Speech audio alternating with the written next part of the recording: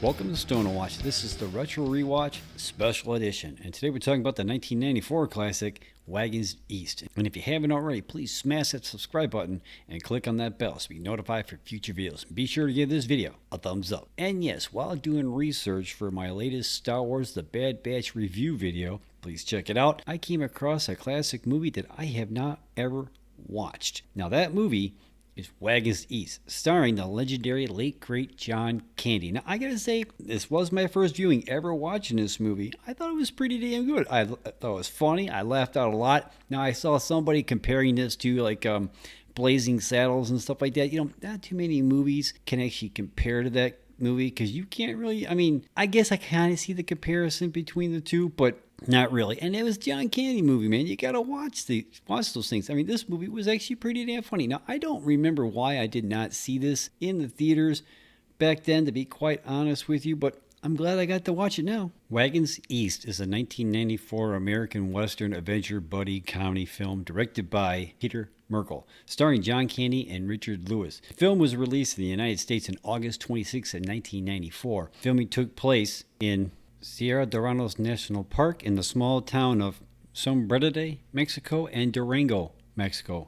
During the final days of the film's production in Durango, Mexico, John Candy died of a heart attack at the age of 43. Script rewrites and a stand-in and special effects were used to complete his remaining scenes. It was released 5 months after his death. The film marked John Candy's penultimate performance. His last film, Canadian Bacon, which he had completed before Wagons East, had a delayed release at the end of 1995.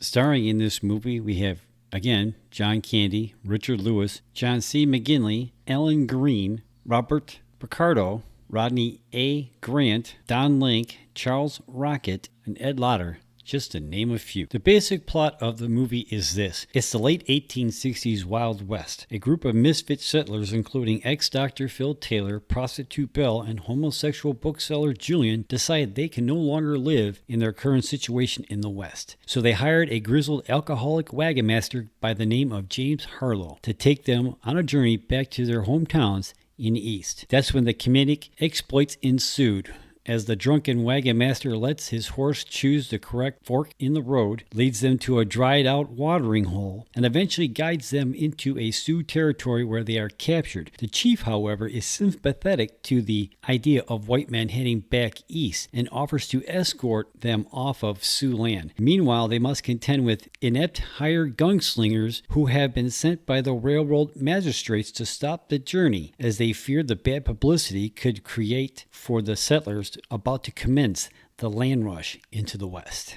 You know, one of the cool things about Amazon Prime is the X-ray feature. What's that, you say? Well, the X-ray feature is like this thing that where if you're watching something on Amazon Prime and you move your cursor onto the screen, on the left-hand side of the screen, there'll be like a bit of trivia, and there'll be like the actors that are on the screen at the time, which I always thought was a really cool feature, and I actually kind of discovered it by accident when I first got Amazon Prime, and I was watching The Expanse and what have you, and I saw Thomas Jane on there. I'm like, is that who I think it is? And I accidentally moved my cursor onto the screen and it told me that's who it was. I'm like, oh, I guess it is. So I think that's like one of the cool features that they have for Amazon Prime, and I don't think any other streaming service out there actually has that, at least not to my knowledge. Let me know what you think about that in the comments down below. The reason why I bring it up, because while I was watching Wagons East, I accidentally moved my cursor onto the screen and it brought up this bit of trivia, and it said that bar scene in this movie, they actually used parts of it with John Candy in it twice. And I'm like, huh. So after that,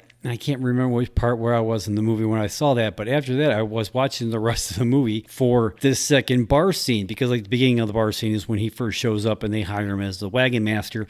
But the second one is when is like later on, after he like there's a trouble or something, he leaves and he's at the bar and he overhears somebody talking about the wagon train and they're sending hired gun after him and stuff like that. So he does the same thing that he did in the first bar scene. Again, now I don't want to ruin it for you if you've never watched this movie, so I'll let you go watch it yourself. But the bar scene, parts of it actually come up twice. Now, I couldn't really pick out any other times that they used a double to finish one of his scenes. And then they said they did some rewrites too. So I don't know, but that was like the only like thing that they did after he passed away that I do know for a fact that they did. So I thought I wanted to bring it up because I thought it was a pretty cool thing. Now, I couldn't find a production budget for this movie, but its total box office was only $4.4 million.